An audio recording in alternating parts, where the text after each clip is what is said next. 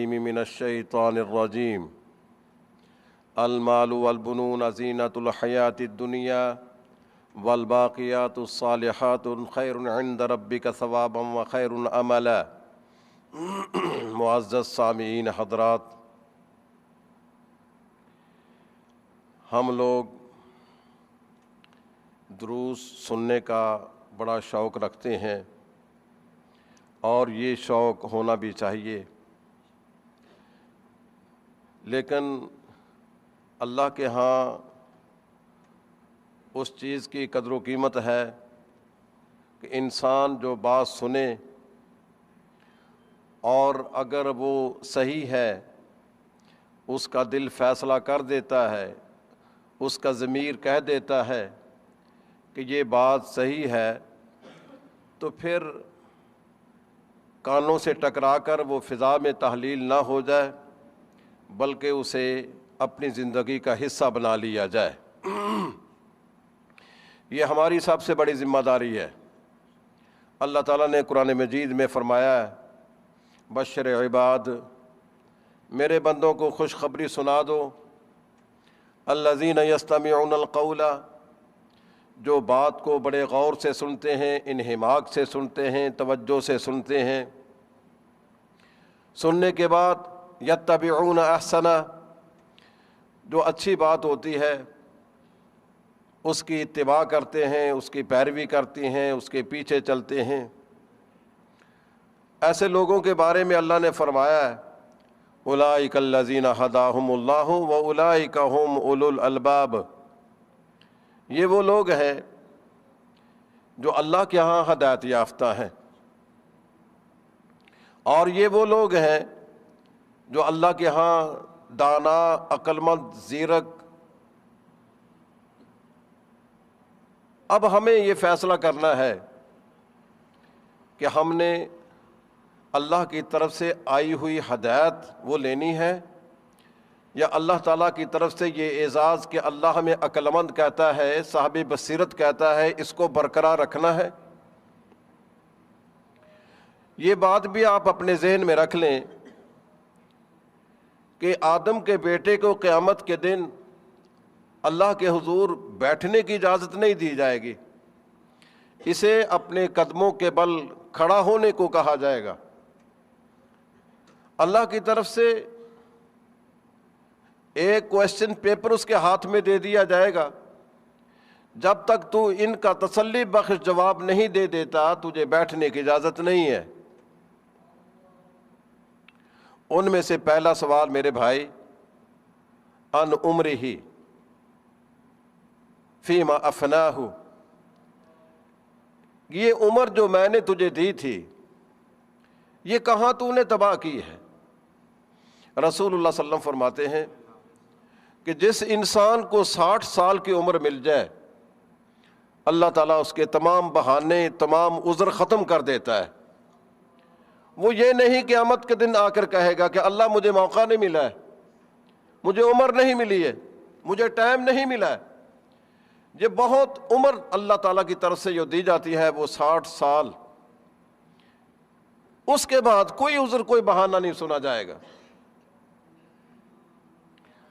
قرآن مجید میں اللہ دوسرے مقام پہ فرماتے ہیں، اولم نعمرکم ما یتذکر فیہ من تذکر، کیا میں نے تمہیں اتنی عمر نہ دی تھی کہ اگر تم نصیحت حاصل کرنا چاہتے تو کر سکتے تھے، لیکن تم نے کوئی نصیحت حاصل نہ کی۔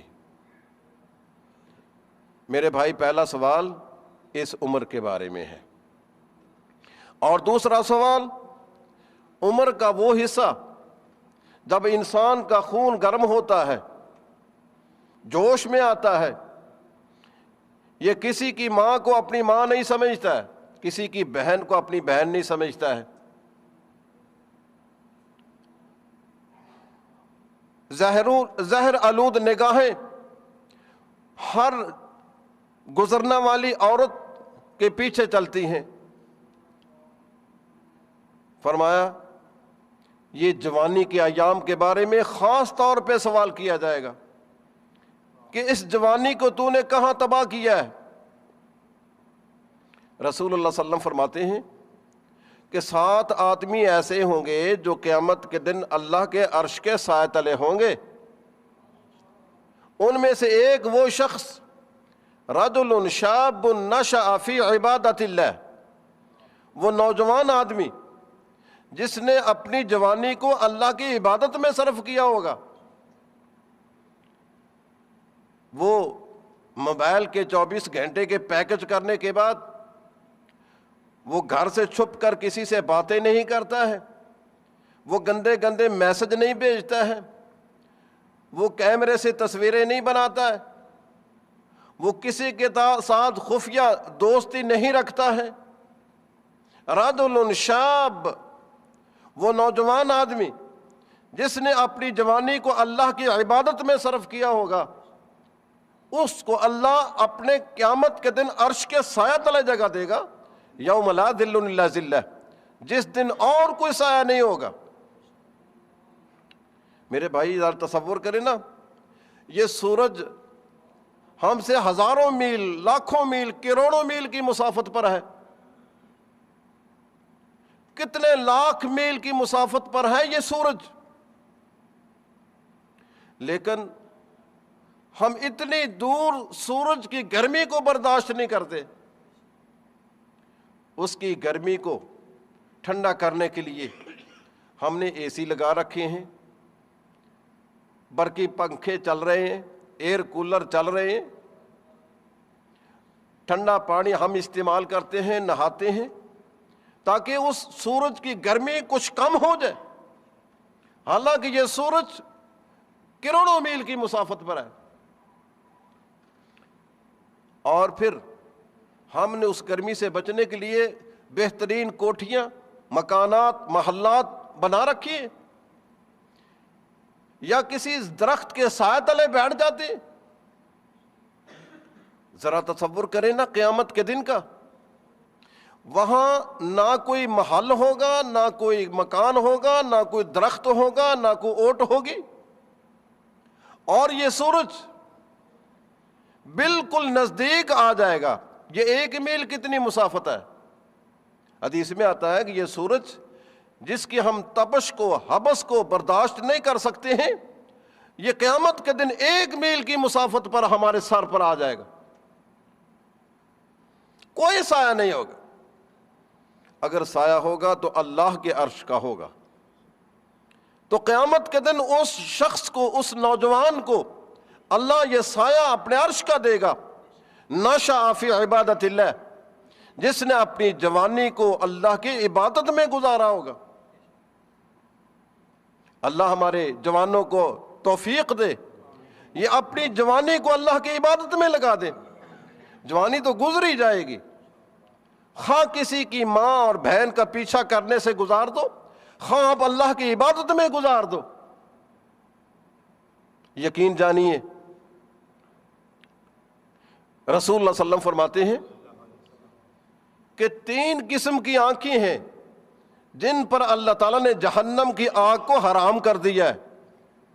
3 قسم کی آنکھیں۔ ایک وہ آنکھ جو گناہ کا ارادہ کرتی ہے اور پھر اللہ کا ڈر آ جاتا ہے، لوں لوں کانپ اٹھتا ہے کہ جہنم کی تپش کتنی سنگین ہوگی، اور اس کی آنکھیں بہہ پڑتی ہیں اللہ کے ڈر سے، اس کے آنکھوں سے اتنے آنسو نکل آتے ہیں جس سے ایک مچھر کا پر بھیگ جائے۔ مچھر کتنا بڑا ہے تو مچھر کا پر کتنا ہے۔ اگر اللہ کے ڈر سے کسی انسان کی آنکھ سے معمولی سا قطرہ بھی نکل آیا تو اللہ تعالیٰ نے اس آنکھ پر جہنم کی آگ کو حرام کر دیا۔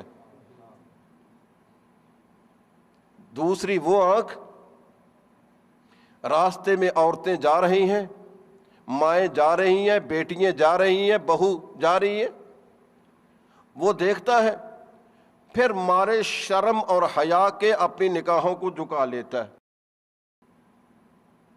اس کو علم ہے اس بات کا کہ اگر آج میں نے کسی کی ماں کو میلی آنکھ سے دیکھا، کسی کی بہن کو گندی آنکھ سے دیکھا، تو کل میری ماں کو دیکھنے والا ہوگا، میری بہن کو دیکھنے والا ہوگا۔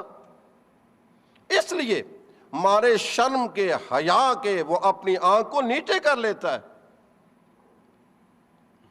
اس آنکھ پر بھی اللہ تعالیٰ نے جہنم کی آنکھ کو حرام کر دیا ہے۔ اور تیسری وہ آنکھ جو اللہ کی راہ میں دشمن کی نقل و حرکت کو دیکھتی ہے، وہ اللہ کی راہ میں پہرا دیتی ہے، اس آنکھ پر بھی اللہ تعالیٰ نے جہنم کی آگ کو حرام کر دیا ہے۔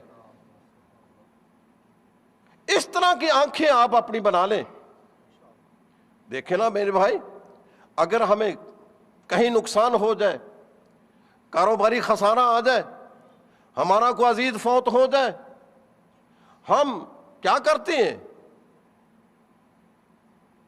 اپنا بازو سر پر رکھ کر دھاڑے مارتے ہیں، روتے ہیں، چلاتے ہیں۔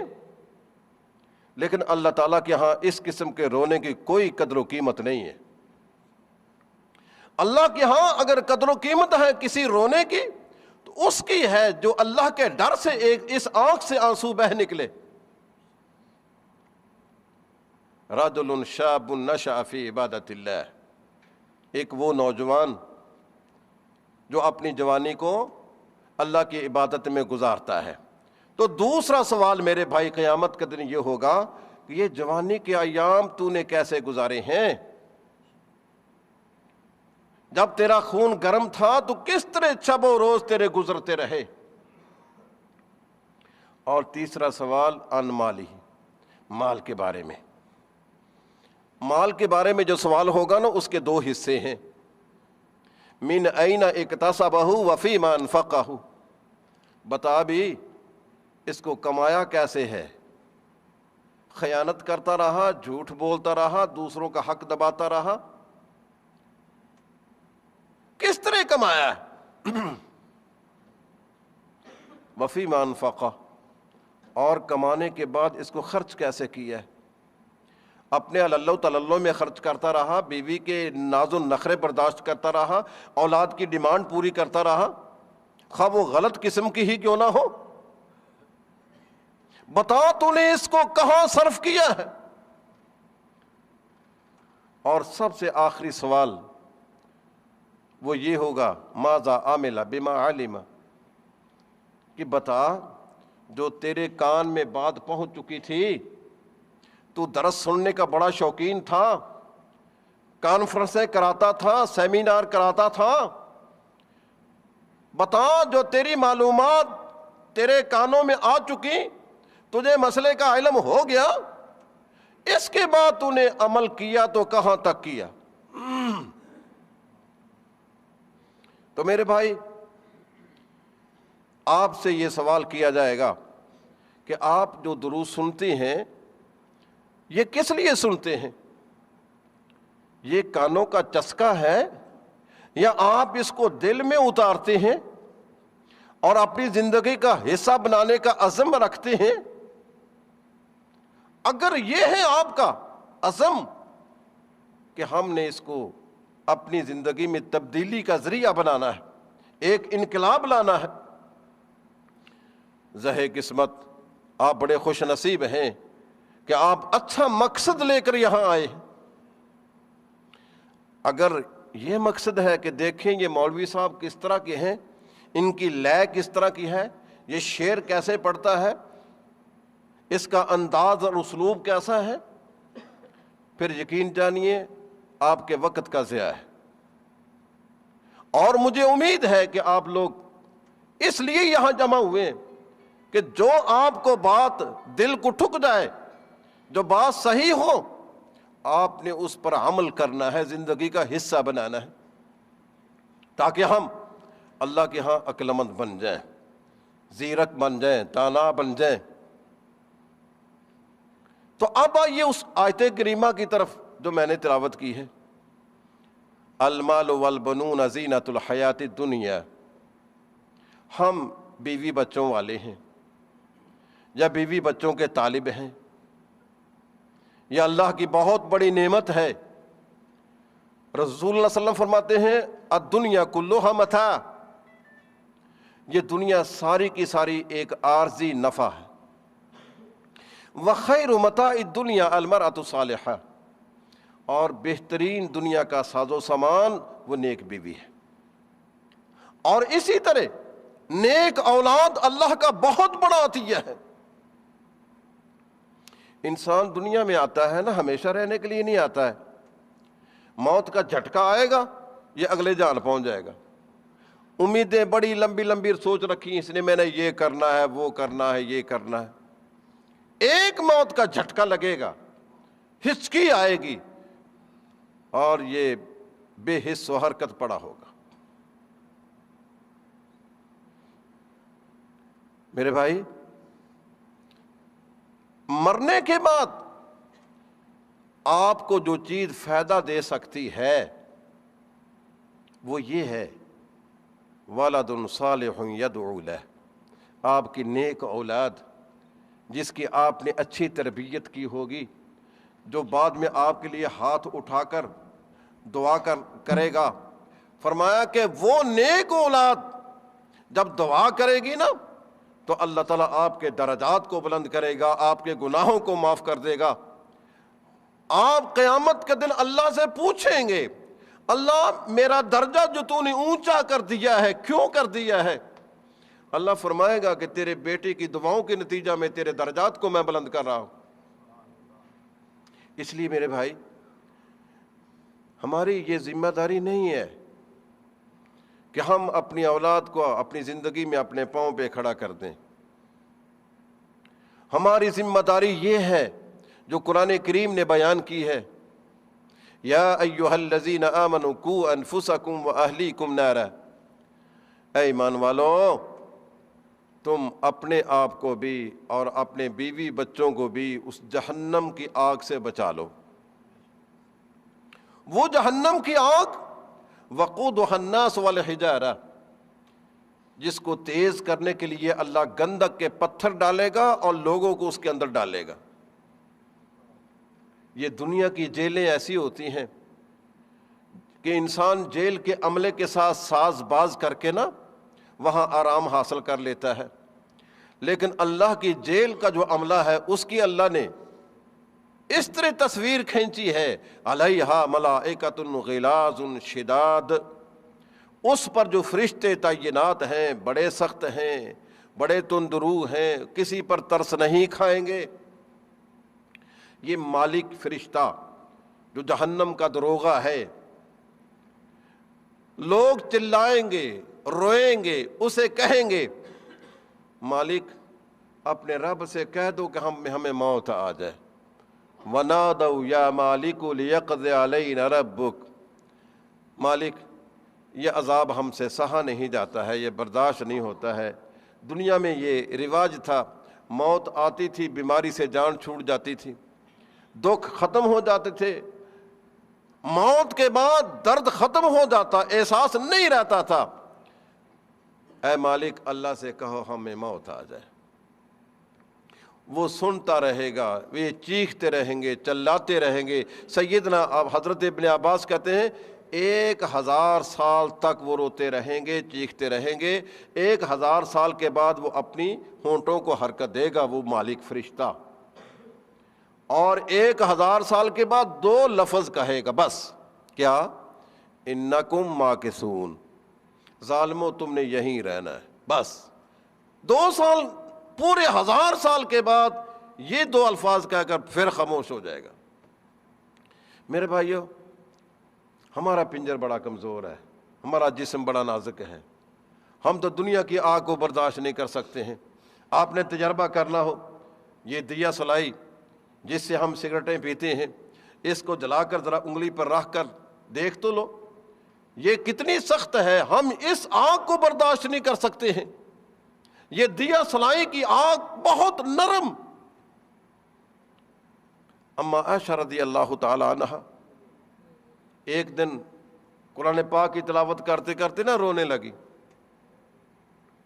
رسول اللہ صلی اللہ علیہ وسلم نے خیال یہ کیا کہ عائشہ کو رونا اس لیے آیا کہ گھر میں کھانے پینے کی ریل پیل نہیں ہے، وہ پہننے کی ریل پیل نہیں ہے، جیسا کہ ہمارے گھروں میں ہوتا ہے، کئی جوڑے بنا کے رکھ لیتے ہیں، ہر روز نیا جوڑا بدلنا ہوتا ہے، ہمارے گھروں میں کئی ڈشیں تیار ہوتی ہیں، اور ہماری فریجوں میں کئی قسم کے فروٹ پڑے ہوتے ہیں، گھر میں ہر قسم کی سہولیات میسر ہوتی ہیں، رسول اللہ صلی اللہ علیہ وسلم نے یہ سوچا کہ عائشہ کو اس لیے رونا ہے کہ میرے گھر میں وہ سہولیات نہیں ہے جو عام لوگوں کے گھر میں ہے، شاید اس لیے رو رہی ہیں کہ میرے گھر میں سہولیات نہیں ہے۔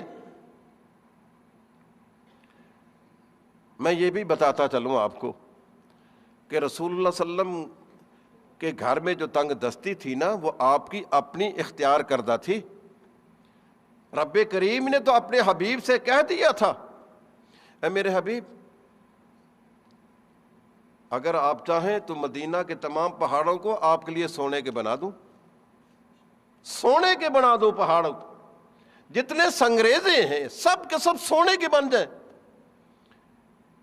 پیارے پیغمبر نے جواب دیا، لا یا رب، اے میرے مالک، مجھے یہ نہیں چاہیے، یہ سونے کے ڈھیر مجھے نہیں چاہیے، سونے کے پہاڑ مجھے نہیں چاہیے۔ میں کیا چاہتا ہوں؟ اشبع یومن واجوع یومن، ایک دن مجھے پیٹ بھر کے کھانا مل جائے اور ایک دن میں بھوکا رہوں۔ جب پیٹ بھر کے کھانا ملے گا، اللہ حمدتک و شکرتک، اللہ میں تیری تعریف کروں گا، تیرا شکر ادا کروں گا، اللہ تو نے دیا ہے تو میں نے کھایا ہے، یہ کوئی میری قوت بازو نہیں تھا۔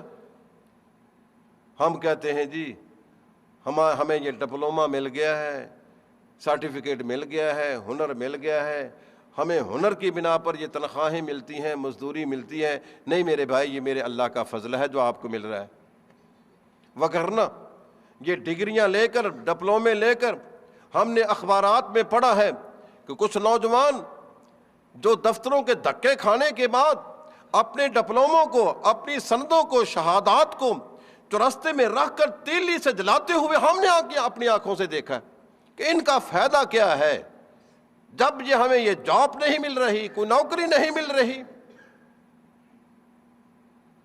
یہ اللہ کا فضل۔ اللہ کے نبی نے عرض کیا، یا اللہ، مجھے یہ چاہیے کہ ایک دن مجھے کھانا پیٹ بھر کے مل جائے، تیری میں تعریف کروں، تیرا شکر کروں۔ اللہ تیرا شکر ہے، تو نے دیا تو میں نے کھایا، اور جس دن بھوکا رہوں نا، تضرعت الیک، اللہ میں تیرے حضور عاجزی کروں، وسألتک، تجھ سے مانگوں، اللہ تو دے گا تو میں کھاؤں گا نا، اللہ تو نے دینا ہے، میں نے کسی کا دروازہ نہیں کھٹکھٹانا ہے، میں نے کسی سے نہیں مانگنا ہے، اللہ تو نے دینا ہے۔ اللہ جس دن میں بھوکا ہوں گا میں تیرے حضور عاجزی کروں گا، میں تو سے مانگوں گا، اللہ تو نے مجھے دینا ہے۔ رسول اللہ صلی اللہ علیہ وسلم نے فرمایا، عائشہ تجھے کیوں رونا آیا ہے؟ میرے گھر میں جو کچھ ہے اس میں تو میں نے کبھی کمی نہیں کی ہے، جو کچھ مجھے ملا ہے اس میں کبھی بخل سے کام نہیں لیا ہے۔ اما عائشہ رضی اللہ تعالیٰ عنہ عرض کرتی ہیں، یا رسول اللہ، مجھے اس لیے رونا نہیں ہے کہ یہاں کھانے پینے کے لیے کچھ نہیں ہے، یہاں وہ مال کی فراوانی نہیں ہے، یہاں وہ کپڑوں کے جوڑے نہیں ہیں، یہاں مختلف کھانے کی ڈشیں نہیں ہیں، مجھے اس لیے نہیں رونا ہے۔ میرے پیارے پیغمبر، یہ تو ہم نے پہلے سے فیصلہ کر لیا تھا، جب اللہ تبارک و تعالیٰ نے فرمایا تھا نا، یا ایھا النبی قل لازواجک، اے نبی اپنی بیویوں کو اکٹھا کر کے کہہ دو، ان کنتن تردن الحیات الدنیا وزینتہا، اے بیویوں اگر تمہیں دنیا چاہیے، دنیا کی زیب و زینت چاہیے، فتعالین، آؤ، امتعکن، میرے پاس جو کچھ ہے میں دے دلا کر تمہیں فارغ کر دوں، آؤ۔ وَإِن كُنتُنَّ تُرِدْنَ اللَّهَ وَرَسُولَهُ وَالدَّارَ الْآخِرَةَ، اور اگر تم اللہ کو رکھنا چاہتی ہو، رسول کو رکھنا چاہتی ہو، آخرت کو رکھنا چاہتی ہو، فَإِنَّ اللَّهَ أَعَدَّ لِلْمُحْسِنَاتِ مِنْكُنَّ أَجْرًا عَظِيمًا، پھر اللہ تعالیٰ نے تمہارے لیے بہت بڑا اجر تیار کر رکھا ہے۔ رسول اللہ صلی اللہ علیہ وسلم نے امی عائشہ کو بلایا، فرمایا، عائشہ تیرا کیا فیصلہ ہے؟ اللہ نے تمہیں اختیار دے دیا ہے، دنیا رکھنی ہے یا مجھے رکھنا ہے؟ اپنے ماں باپ سے مشورہ کر کے مجھے بتا دو۔ اما عائشہ رضی اللہ تعالیٰ عنہ بیان کرتی ہیں، یا رسول اللہ، کیا میں آپ کے بارے میں اپنے ماں باپ سے مشورہ کروں؟ یہ کیسے ہو سکتا ہے؟ میں نے آپ کو اختیار کر لیا، میں نے آپ کو پسند کر لیا، میں بھوکھی مر جاؤں گی، مجھے پانی نہ ملے، روٹی نہ ملے، میں نے آپ کی رفاقت کو پسند کر لیا۔ میں یہ چاہتی ہوں اس دنیا میں بھی آپ کی بیوی رہوں اور قیامت کے دن بھی میں آپ کی بیوی رہوں۔ یہ ہے اما عائشہ۔ فرمایا پھر رونا کس بات کا ہے؟ یہ تو بتاؤ نا، یہ بیٹھے بیٹھے جو رونا آ گیا ہے یہ کس بنا پر؟ ہم بھی میرے بھائی روتے ہیں، اس رونے کی قدر و قیمت دیکھیں ذرا۔ اما عائشہ رضی اللہ تعالی عنہا عرض کرتی ہیں، یا رسول اللہ، قرآن پاک کی تلاوت کرتے کرتے نا ذکرت النار فبکیت، ایک جگہ پہ میں نے جہنم کا ذکر پڑھ لیا ہے۔ جہنم کا ذکر آ گیا، کس طرح؟ ہماری اگر آگ سے جگہ جل جائے نا، وہاں جگہ سخت ہو جاتی ہے، پھر آگ کی جلن وہاں محسوس نہیں ہوتی ہے کیونکہ وہ چمڑا جل جاتا ہے۔ اللہ فرماتے ہیں جب جہنم میں چمڑے جل جائیں گے نا تو پھر ہم ان کو اسی طرح نہیں رہنے دیں گے کہ اب ان کی جلن محسوس نہ ہو۔ بدلناہم جلودا غیرہا لیذوقوا العذاب، ہم چمڑوں کو اتار دیں گے، جو گلے سڑے ہوں گے نا ان کو اتار کر نئے چمڑے پہنا دیں گے، لیذوقوا العذاب، تاکہ عذاب کی سنگینی کو وہ برداشت کریں۔ یا رسول اللہ، ہمارا جسم تو بڑا نازک ہے، ہمارا جسم بہت نازک، ہم جہنم کی آگ کو کیسے برداشت کر سکیں گے؟ مجھے رونا تو اس لیے آ رہا۔ ہمیں تو کبھی رونا نہیں آیا، ہمیں کبھی اس بنا پر رونا نہیں آتا ہے۔ سیدنا عثمان رضی اللہ تعالی عنہ، جسے رسول اللہ صلی اللہ علیہ وسلم نے ایک مرتبہ نہیں 20 مرتبہ یہ بشارت دی تھی، عثمان فی الجنہ، فرمایا کہ عثمان اس کے بعد اگر کوئی بھی کام نہ کرے تو اس کے لیے یہ عمل کافی ہے، عثمان میرے ساتھ جنت میں جائے گا۔ ایک دفعہ لوگوں نے مشہور کر دیا کہ عثمان کو شہید کر دیا گیا ہے۔ رسول اللہ صلی اللہ علیہ وسلم نے عثمان کے خون پر صحابہ کرام 1500 صحابہ سے بیعت لی ہے، جسے بیعت رضوان کہتے ہیں، اور پھر آپ نے اپنا ہاتھ دایاں اوپر کر کے بائیں ہاتھ پر رکھا، فرمایا کہ یہ عثمان کا ہاتھ ہے، میں بیعت کرتا ہوں اس بات کی کہ عثمان کا خون ضائع نہیں کروں۔ یہ وہ عثمان ہے۔ اور نبی کریم کی یکے بعد دیگرے 2 بیٹیاں ان کے گھر، سیدہ ام کلثوم، سیدہ رقیہ، اور قبرستان جاتے ہیں نا، قبر پر کھڑے ہوتے ہیں تو زاروں کتار روتے ہیں۔ کوئی پوچھنے والا پوچھتا ہے عثمان تمہیں کیوں رونا آتا ہے؟ تو میں نے تمہارے لیے اللہ کے نبی نے یہ کہا تھا، یہ کہا تھا، یہ کہا تھا، روتے کیوں ہو؟ فرمایا کہ میرے حبیب نے یہ بھی کہا تھا کہ مرنے کے بعد پہلی گھاٹی جس سے انسان کو واسطہ پڑے گا وہ اس کی قبر ہوگی۔ موت کی ہچکی آئے گی نا، سب سے پہلے اندھیر کوٹھڑی جس کے اندر جانا ہے نا وہ قبر ہے۔ میرے بھائی حدیث میں یہ بھی آتا ہے کہ انسان جب مرتا ہے نا، عرب کے رواج کے مطابق 3 چیزیں اس کے ساتھ جاتی ہیں۔ عرب میں جب آدمی کو مر جاتا نا، اگر بھیڑوں کا ریوڑ ہوتا ساتھ لے جاتے، اونٹوں کا ریوڑ ساتھ لے جاتے، بکریوں کا ریوڑ ساتھ لے جاتے۔ یہ مرنے والے کی سج دھج بیان کرنے کے لیے کتنا امیر کبیر آدمی ہے جو مرا ہے، وہ ساتھ ہی جاتا تھا۔ اس کے عزیز و اقارب، رشتہ دار، دوست و احباب اس کو اپنے کندھوں پہ اٹھائے ہوئے ہیں، قبرستان کی طرف جا رہے ہیں، یہ 2۔ اور تیسرا اس کا کردار، اخلاق، وہ بھی ساتھ جاتا ہے۔ رسول اللہ صلی اللہ علیہ وسلم فرماتے ہیں کہ 2 چیزیں دفن کرنے کے بعد واپس آ جاتی ہیں، اس کا مال بھی واپس آ گیا، اس پر اس کے رشتہ داروں نے قبضہ کر لیا۔ ہوتا یہی ہے نا کہ مرنے کے بعد سب سے پہلے بیوی کیا کرتی ہے؟ اس کی چابیاں کا بھی قابو کرتی ہے، بینک کی کاپیاں قابو کرتی ہے، جو گھر میں کرنسی پڑی ہوتی ہے اس کو قابو کرتی ہے۔ سب چیزوں کو قابو کرنے کے بعد پھر موت کی خبر آگے بھیجتی ہے کہ میں یہ مر گیا ہے۔ پہلے اس چیز پر قبضہ ہوتا ہے۔ فرمایا کہ یہ سب چیزیں رشتہ داروں کی ہیں، یہ ان کی ہیں، مرتے ہی انسان کی تمام جائیداد کے مالک اس کے رشتہ دار بن جاتے ہیں۔ یہ خام خواہ بیچارہ پریشان ہوتا ہے، کبھی اپنے بیٹے کو نام جائیداد کر دیتا ہے، کبھی بیوی کے نام جائیداد کر دیتا ہے، کبھی اپنی بیٹیوں کو محروم کرتا ہے، کبھی بہنوں کو حصہ نہیں دیتا ہے۔ یہ اتنا پریشان ہے، دولت نے اس کو اتنا پریشان کر دیا ہے، یہ اللہ کی حدود کا خیال تک نہیں کرتا ہے۔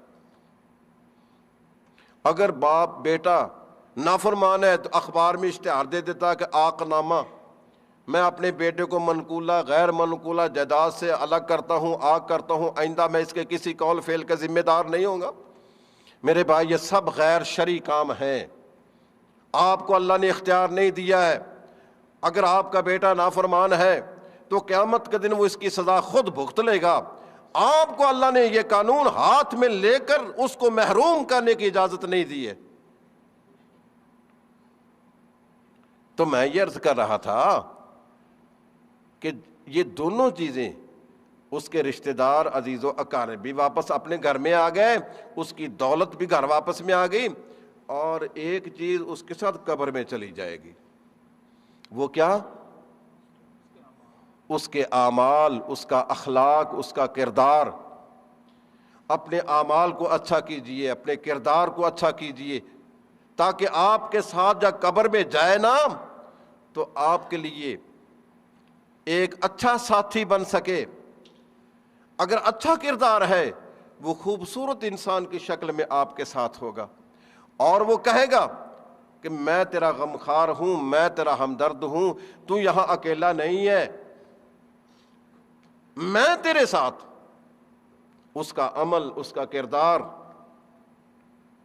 اور اگر برا کردار ہے وہ ایک بھیانک انسان کی شکل میں اس کو ڈرائے گا، تو مجھ سے ڈرتا کیوں ہے؟ انا مالو کا و انا کنزو کا، میں تیرا کردار ہوں، ڈرنا نہیں ہے۔ اب میں تجھے بتاؤں گا کہ تو نے کس طرح یہ کردار اختیار کیا تھا۔ حضرت عثمان رضی اللہ تعالی عنہ قبر پر کھڑے ہو کر یہ کہتے ہیں، اس لیے کہ میرے حبیب نے یہ کہا تھا کہ مرنے کے بعد پہلی گھاٹی جو قبر ہے، روضۃ من ریاض الجنہ اور حفرۃ من حفر النار، وہ جنت کی باغیچوں میں سے باغیچہ ہوگی یا جہنم کی کیاریوں میں سے کیاری ہوگی۔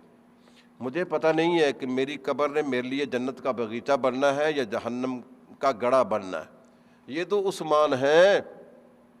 عثمان کے مقابلہ میں ہمارا کیا کردار ہے؟ ہمیں تو کبھی رونا نہیں آتا ہے، ہم تو کبھی قبرستان پہ نہیں گئے۔ اور قبرستان پہ جائیں اور اہل میت کے لیے دعا کر دیں، اہل قبور کے لیے دعا کریں، عبرت حاصل کریں کہ کل ہم نے بھی یہیں آ کر قبرستان کو آباد کرنا ہے۔ اور انسان کے لیے نبی کریم کے پاس ایک آدمی آیا، یا رسول اللہ میرا دل بڑا سخت ہے، نرم نہیں ہوتا ہے۔ آپ نے فرمایا قبرستان کی زیارت کیا کرو، جا کے قبرستان کی زیارت کرو گے نا تمہارا دل نرم ہو جائے گا۔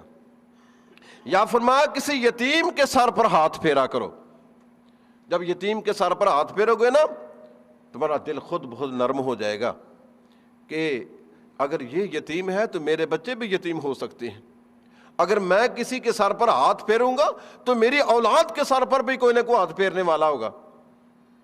تو میرے بھائی یہ اولاد بہت بڑی نعمت ہے۔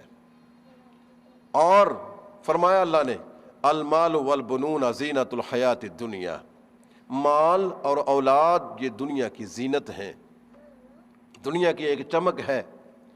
اور اللہ کے نبی کو حکم ہوا لا تمدن عینیک الی ما متعنا بہ ازواجا منہم، اے نبی ان کافروں کو جو چمک ملی ہے نا، دولت کی ریل پیل ملی ہے، آپ ان کی طرف نظر اٹھا کر بھی نہ دیکھیں۔ ہم نے کیوں دے رکھا ہے ان کو؟ فرمایا فلا تعجبک اموالہم ولا اولادہم، تجھے ان کافروں کی مال، کافروں کی اولاد تعجب میں نہ ڈالے۔ انما یرید اللہ لیعذبہم بہا فی الدنیا، اللہ تو یہ چاہتا ہے کہ اس مال کے ذریعے، اولاد کے ذریعے ان کی سترول کرے، ان کو سزا دے۔ اور یقیناً اگر اس مال کو، اس اولاد کو اللہ کے دین کے تابع نہ رکھا جائے نا، تو یہ اولاد بھی ہمارے لیے بہت عبرت کا نشان، اور یہ مال اور اولاد دونوں ہمارے لیے بڑی عبرت کا نشان بن جاتے ہیں. پریشانی ہی نہیں ختم ہوتی. فرمایا کہ اگر تم اس پریشانی سے بچنا چاہتے ہو نا، والباقیات الصالحات خیر عند ربک ثوابا، پھر اس کو اس طرح استعمال کرو تمہارے مرنے کے بعد یہ باقی رہیں. ان کی تربیت اس انداز سے کرو، تم مر بھی جاؤ نا لیکن تمہارے اعمال نامے میں ان کا تذکرہ ہوتا رہا ہے. مال کا بھی، مال کو اچھے کاموں میں خرچ کیا آپ نے، اولاد کی صحیح تربیت کی ہے آپ نے. وگرنہ ہم نے ایسے بچوں کو بھی دیکھا ہے، مرنے والا مر جاتا ہے اور اس کی جائیداد پر یہ قبضہ کر لیتے ہیں. بچوں کو کہا گیا کہ اپنے باپ کا قرضہ تو ادا کر دو، تمہارے باپ نے قرضہ دینا ہے فلاں آدمی کا، اور تمہارے باپ کی یہ تحریر موجود ہے، اس کے نیچے سین موجود ہے کہ میں نے فلاں آدمی کے اتنے پیسے دینے، جو اس کی جائیداد ہے اس میں سے قرضہ تو ادا کر دو. یہ اللہ کے نبی کا فرمان بھی ہے، قرآن کریم کا حکم بھی ہے کہ مرنے کے بعد فوراً مال قابل تقسیم نہیں ہوتا ہے، بلکہ اس کی جو وصیت ہے اس پر عمل کیا جائے، اس کے ذمہ جو قرض ہیں وہ اتارے جائیں. لوگوں نے کہا بھئی اس اپنے باپ کا قرضہ تو ادا کر دو. بیٹوں نے کیا کہا ہے، ذرا سنیں اور اپنے دل پر ہاتھ رکھیں. وہ بیٹے کہتے ہیں کہ وہ ہمارے باپ کی قبر ہے، وہ سامنے قبرستان میں، جاؤ ہمارے باپ کی قبر کو اکھاڑو، اس کو نکال کر اس سے قرضہ وصول کر لو.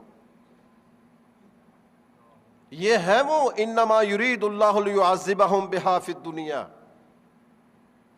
کہ اگر اس اولاد کو اللہ کے دین کے تابع کر دیا جائے.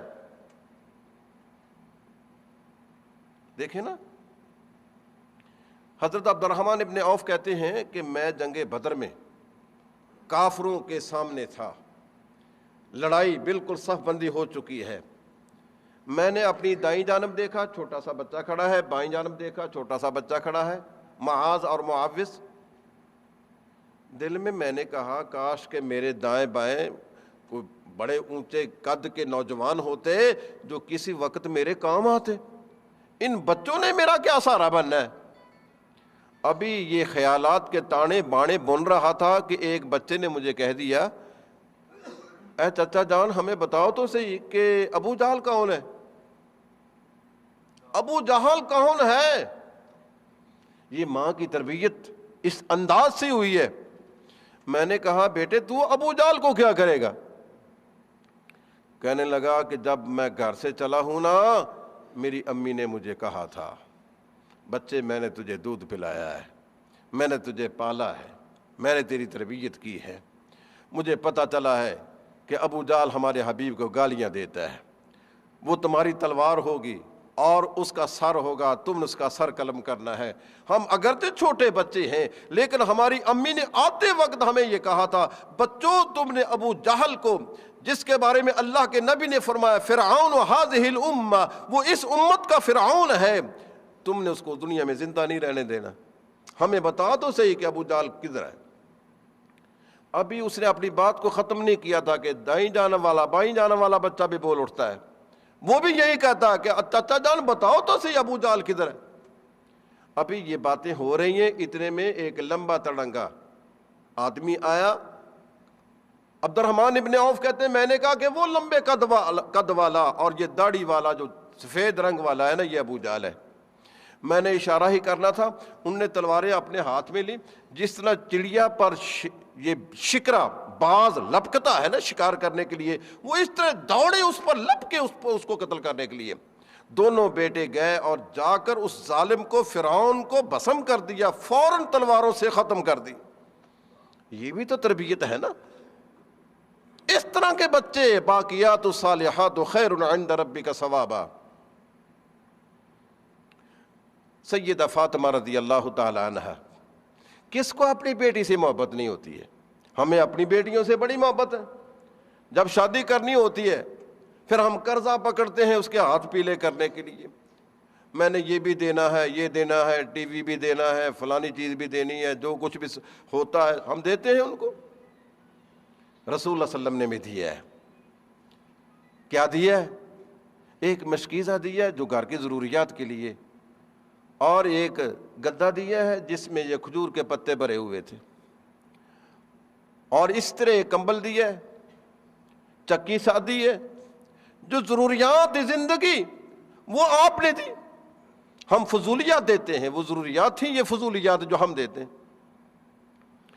سیدہ فاطمہ رضی اللہ تعالی عنہ، ایک دن دونوں میاں بیوی بیٹھے ہوئے ہیں، حضرت علی کہتے ہیں فاطمہ دیکھو چکی پیستے پیستے آپ کے نرم و نازک ہاتھ جو ہیں ان پر چھالے پڑ گئے ہیں، گٹے پڑ چکے ہیں، آپ کے کپڑے میلے کچیلے ہو چکے ہیں چولہے میں پھونکے مارتے مارتے، اور میں باہر سے پانی ڈھو ڈھو کر مشکیں لا لا کر نا میرے کندھے پر نشانات پڑے ہوئے۔ جاؤ اپنے ابو کے پاس، وہاں یمن سے کچھ غلام آئے ہیں، کچھ نوکرانیاں آئی ہیں، اپنے ابو سے کہو ہمیں ایک نوکرانی دے دے، ایک غلام دے دے، تاکہ ہمارا کچھ بوجھ ہلکا ہو جائے۔ اور یارو کس کو بیٹی سے محبت نہیں ہے؟ اللہ کے نبی کو اتنی ہمیں اپنی بیٹیوں سے محبت نہیں ہے جتنی اللہ کے نبی کو اپنی بیٹی سے محبت ہے، اللہ جانتا۔ بیٹی فاطمہ گئی، رسول اللہ صلی اللہ علیہ وسلم سے ملاقات کی، لیکن مارے شرم اور حیا کے بات نہ کر سکے، ہمت نہیں پڑی باپ سے بات کرنے کی، ابو ہمیں کو نوکرانی دے دیں، ہمیں کو نوکر دے دیں، گھر کا یہ حال ہے، میرے جسم پر یہ گٹے پڑے ہوئے ہیں، آپ کے داماد حضرت علی کے کندھے پر نشانات پڑے ہوئے ہیں، میرا رنگ بدل گیا ہے، میرے کپڑے میلے کچیلے۔ ہمت نہیں پڑی باپ سے بات کرنے کی۔ شام کو پھر اکٹھے ہو گئے، علی نے پوچھا فاطمہ کیا بنا؟ علی مجھ سے ہمت نہیں پڑی بات کرنے کی۔ اگلے دن پھر دونوں جاتے ہیں بات کرنے کے لیے۔ کیا رسول اللہ صلی اللہ علیہ وسلم نے ان کی ڈیمانڈ کو پورا کر دیا ہے؟ ان کے آگے ایک نوکرانی کو لگا دیا ہے کہ جاؤ تم چارپائی پر بیٹھ جانا، یہ نوکر تمہارا کام کرے گا، یہ نوکرانی تمہاری روٹیاں پکائے گی۔ علی تم بھی آرام کرنا، یہ باہر سے پانی خود لایا کرے گا۔ اللہ فرماتے ہیں فاطمہ میری بیٹی، میری لخت جگر، یہ جو اللہ کے مہمان آئے ہوئے نا صحاب صفہ، مجھے ان کی بھوک برداشت نہیں ہوتی ہے، یہ بیچارے پیڑ پر پتھر باندھ کے چلتے ہیں، پتھر باندھنا یہ کوئی بھوک کا علاج نہیں ہے، پتھر باندھنے سے صرف کمر سیدھی رہتی ہے، کمر نہیں جھکتی ہے، اس لیے پتھر باندھے ہوئے۔ ان کے کھانے پینے کے لیے کوئی چیز نہیں ہے تو میں تجھے نوکر دے دوں؟ مجھے اللہ کے پاس جا کر کیا جواب دینا ہے کہ میرے مہمان بھوکے رہیں تو اپنی بیٹی کو نوکر دے رہا؟ میں ان کو بیچ کر ان اللہ کے مہمانوں کے کھانے پینے کا بندوبست کروں گا میری بیٹی۔ ہاں میں تجھے ایک بات بتا دیتا ہوں، علی تم بھی سن لو، تم دن بھر کے کام کاج میں مصروف رہتی ہو، فاطمہ تم بھی سن لو، تم گھر کے کام کاج میں مصروف رہتی ہو، تھک جاتی ہو، رات کو جب سونا ہونا بستر پر بیٹھنا ہو، پھر سبحان اللہ 33 مرتبہ، الحمدللہ 33 مرتبہ، اللہ اکبر 34 مرتبہ یہ پڑھ لیا کرو، اللہ کے ہاں جو ثواب ملے گا تو وہ ملنا ہی ہے، اس کے نتیجے میں تمہاری ساری تھکاوٹ بھی دور ہو جائے گی۔ بھائی تم بھی ایسا کر لیا کرو، تم بھی اپنی بیٹیوں کو یہ وظیفہ بتا دو، ان کی نجائز قسم کی ڈیمانڈیں نہ پوری کرتے رہا کرو۔ آج بیٹے نے ڈیمانڈ کی ہے کہ ابو مجھے موبائل چاہیے کیمرے والا، مجھے چاہیے فلاں قسم کا موبائل۔ آپ کہتے ہیں بھی بیٹے میرے پاس پیسے کی فراوانی ہے، مجھے سعودی عرب کے ریال آتے ہیں، میں تجھے جو چاہتا ہے میں دینے کے لیے تیار ہوں۔ آپ کو پتا ہے کہ آپ کا بیٹا اس کو کس طرح استعمال کرتا ہے؟ آپ تو یہاں بیٹھے۔ رسول اللہ صلی اللہ علیہ وسلم فرماتے ہیں کہ قیامت کے دن کچھ لوگ نیکیاں لے کر آئیں گے، تہامہ حجاز کا ایک علاقہ ہے، وہاں بہت پہاڑ ہوتے ہیں، فرمایا کہ وہ پہاڑوں جتنی نیکیاں لے کر آئیں گے لیکن اللہ ان کی نیکیوں کو بے وزن کر دیں گے۔ یا رسول اللہ کیوں؟ فرمایا کہ لوگوں کے سامنے وہ نیکی کے کام کرتے ہوں گے، اور جب ان کو علیحدگی ملے گی نا، خلوت ملے گی نا، پھر اللہ کی نافرمانی، اللہ کی معصیت کریں گے۔ آپ کو کیا معلوم کہ آپ کا بیٹا جب علیحدہ ہوتا ہے وہ کیا کرتا ہے؟ وہ چیٹ اور یہ میسج اور یہ پیکج جو طرح طرح کی کمپنیوں کی طرف سے ہمیں ملتے ہیں، ان کو کس حد تک وہ استعمال کرتا ہے، کن مقاصد کے لیے استعمال کرتا؟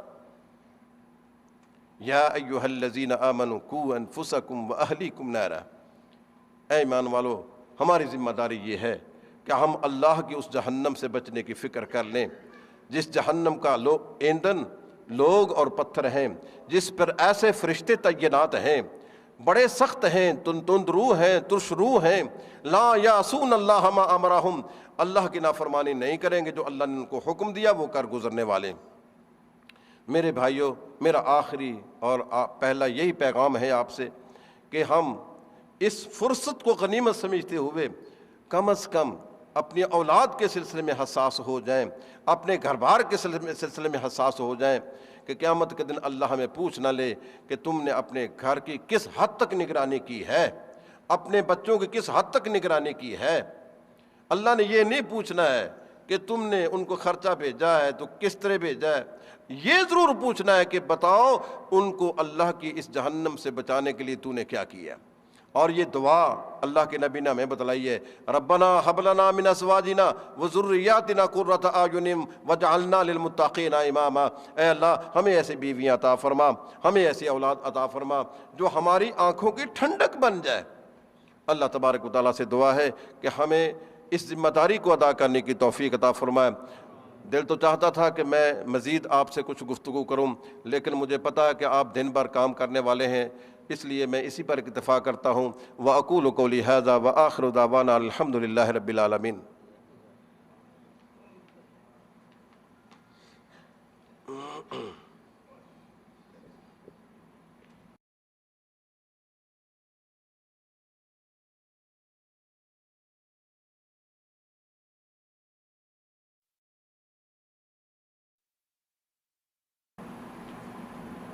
السلام علیکم ورحمۃ اللہ وبرکاتہ۔ سامعین محترم، یہ تھے جناب فضیلت الشیخ ابو حماد عبدالستار حماد حفظہ اللہ۔ اللہ ان کے پند و نصائح پر ہمیں عمل کرنے کی توفیق دیں کہ ہم اپنے ذمہ داریوں کو نبھائیں اور جو اپنے ماتحت ہیں ان کے صحیح تربیت اور تعلیم کا بندوبست کریں، اپنے آپ کو بھی اور ان کو بھی جہنم کے آگ سے بچائیں۔ اللہ ان کی زیارت حرمین قبول فرمائے اور آپ سب کی یہ حاضری قبول فرمائے، اور اس پروگرام کے انعقاد میں جن کا جتنا تعاون ہے اللہ ان کو اس کا بہتر اجر عطا فرمائے، جن میں شیخ صاحب کی حاضری پر اللہ ان کو جزائے خیر دے، مکتب دعوت توعیت الجالیات کا عقیہ ان کے اس انتظام پر اور شریکہ سعودی سروس کے اس موافقے پر اور آپ سب کی حاضری پر اللہ سب کو اس کا بہتر اجر ثواب عطا فرمائے، اور یہ اس دن ہمارے کام آئیں جس دن یوم لا ينفع مال ولا بنون الا من اتى اللہ بقلب سلیم۔ تو اس کے بعد ایک مختصر اعلان ہے، انشاءاللہ جمعرات کو RPD عیسیٰ بن لادن میں جناب قاری حافظ اعجاز احمد صاحب لاہوری، یہ نابینا ساتھی ہیں لیکن ماشاءاللہ ساتھیوں کے کہنے کے مطابق بہترین مقرر ہے، تو ان کا RPD میں بیان ہوگا جمعرات کو عشاء کی نماز کے بعد RPD عیسیٰ بن لادن نص پر ان کا بیان ہوگا۔ تو تمام ساتھیوں سے بزرگوں سے شرکت کی اپیل ہے، اللہ سب کو اس وقت تک زندگی دے اور اس نیک عمل میں حصہ لینے کی توفیق دے۔ اللہ اس نیک عمل کے واسطے وسیلے ہمارے گناہوں کو، لغزشوں کو، کوتاہیوں کو معاف فرمائے، جو بھی نیک مقاصد جائز تمنا اور ضروریات ہیں اللہ اس میں ہمیں کامیابی کامرانی عطا فرمائے۔ اللہ امت مسلمہ کی اصلاح فرمائے، ان کو تقوی، پرہیزگاری اور دینداری کے دولت سے نوازے۔ وصلی اللہ تعالی علی خیر خلقہ محمد وعلی آلہ وصحبہ اجمعین۔ والسلام علیکم ورحمۃ اللہ وبرکاتہ۔